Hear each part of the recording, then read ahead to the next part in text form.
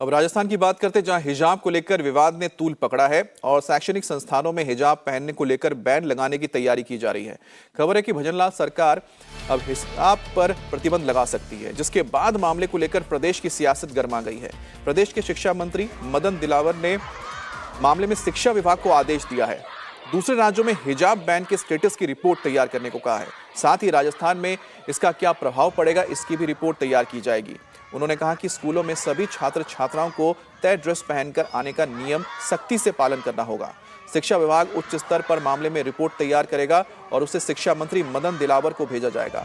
दरअसल बीजेपी विधायक बाल मुकुंद आचार्य ने राजस्थान में हिजाब पहनने को लेकर सवाल उठाया था। गणतंत्र दिवस के मौके पर बाल मुकुंद आचार्य एक स्कूल पहुंचे थे। इस दौरान उन्होंने लड़कियों के हिजाब पहनकर आने पर सवाल उठाते हुए स्कूल की प्रिंसिपल को डांट लगाई, जिस पर सोमवार को काफी बवाल मचा, जिसके बाद से राजस्थान सरकार स्कूल में समान ड्रेस कोड लागू करने के नियम पर चर्चा कर रही है।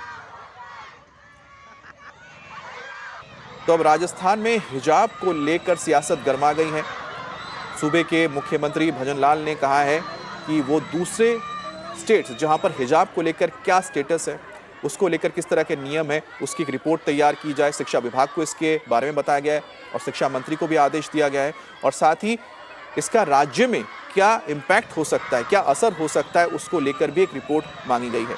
दरअसल विधायक बाल मुकुंद 26 जनवरी के दौरान एक स्कूल गए थे, जहां पर उन्होंने प्रिंसिपल को फटकार लगाई थी, क्योंकि उन्होंने कई स्टूडेंट्स को हिजाब पहने देखा था। राज्य में तमाम मंत्री और सरकार का मानना है कि पूरे सूबे में एक ही तरह के यूनिफॉर्म कोड होता है, उसे लागू किया जाना चाहिए। इससे पहले कर्नाटक में जब बीजेपी सरकार थी, तब भी हिजाब को लेकर बड़ा बवाल हुआ था, जिसको लेकर पूरे देश में भी विरोधी पार्टियों ने सरकार के खिलाफ मोर्चा खोला था।